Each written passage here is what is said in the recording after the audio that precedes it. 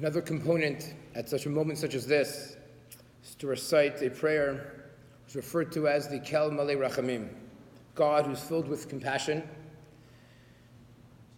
Again, I'll be reciting the Hebrew. You can follow along in the English. Oy El Malei Rachamim, Shochen B'Miramim, Hametzei Menucha Nechona, Al Kanfei HaShechina B'Mahalot, Kiddoshim V'Toharim Kezohar Rakia Mazirim, Et Nishmot Kol HaTzadikim Shenehergu B'Shabbat Sheshavra B'Pittsburgh Shalchu L'Olamam Shebli Neder Ten Tzedaka B'Avur Nishmatam B'Gan Eden Tehe Menuchatam Lachein Bal Harachamim Yitzor Tzor Zachem Et Nishmoteyem Adonai hu nachlatam v'noch b'shalom al mishkavav v'nomar amen. O God, full of compassion, who dwells on high, grant true rest upon the wings of the Shekhinah, the divine presence. The exalted spheres, the Holy One and pure, who shine as resplendence of the firmament to the soul of all those individuals who were murdered this past Shabbat, this past Saturday in Pittsburgh, who have gone to their supernatural world. We'll dedicate charity in their name and in their memory to their souls. May their souls place and be rested in Gan Eden, and therefore may the Almighty One shelter them with the cover of His wings forever, and bound their soul in the bond of eternal life. The Lord is His heritage. May they rest in the resting place in peace, and let us say, Amen. This past Shabbat morning, the Jewish Sabbath, when this murderer walked in, this horrific, evil person, in the middle of prayers, walked into synagogue and professed, as you all heard, with a loud and determined voice that all Jews should die, and in cold blood extinguished 11 precious souls. Shabbat, the Jewish Sabbath, represents peace and serenity.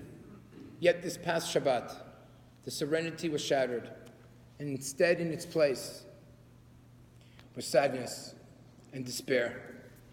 History has taught us that while anti-Semitism might begin with the Jews, it does not end with the Jews. Countless number of people of all faiths have approached me, students on many campuses in the GTA. This is the third campus that I am on in the last 48 hours, with an outpouring of care and concern. And for that, we are grateful to all of humanity that there's humanness that lives truly among us. Thank you for your words of support and encouragement and sympathies. To the Jewish community, the response to those who want to destroy the tranquility of the Jewish Sabbath is to observe, celebrate, and safeguard the Sabbath. We encourage Jews to be more Jewish. Friends, on the Jewish Sabbath, we traditionally put away those things that distract us. As you heard a few moments ago, we put away our electronic devices, things that perhaps divide us, our jobs and school, and we focus on core values of family, community, and Torah study. That is the best way to honor the memory of those who are no longer here, to ensure that they did not perish in vain, by showing that the faith for which they died still lives in each and every one of us. The word zechor, to remember, is mentioned no fewer than 169 times in the Hebrew Bible. The past is not lost. We remain connected to the extent that we remember it, honor it, treasure it, and keep faith in it. This is how we respond to loss, to tragedy, and pain. As you'll notice, we just lit a candle for every single person that perished. Why is that? Just before the Jewish Sabbath, we also light candles. At the conclusion of the Jewish Sabbath, we also light candles. And just a month from now, across many Jewish homes throughout the entire world, we'll also be lighting candles to celebrate the holiday of Chanukah. We light a candle every night, and we add to it additional light. See, my friends, if I walk into a room and I share food with you, that food diminishes, because things in the physical world, if shared, diminish. But the principle of spirituality, that if we share spirituality, it doesn't diminish. It in fact grows. Candles share that similar spiritual property, that light can give and give. And one candle, just one soul, has an ability to transform a darkened room to a tremendous amount of light.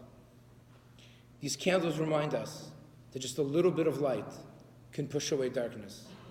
And a soul, according to Jewish tradition, is akin to a candle. And while it maybe physically can be extinguished, we can relight a candle. We can bring light into this world.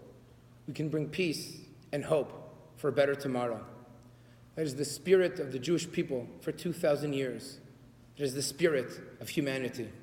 If one person can cause so much pain, I am certain that each and every one of us, that one person can bring so much hope, joy, and peace.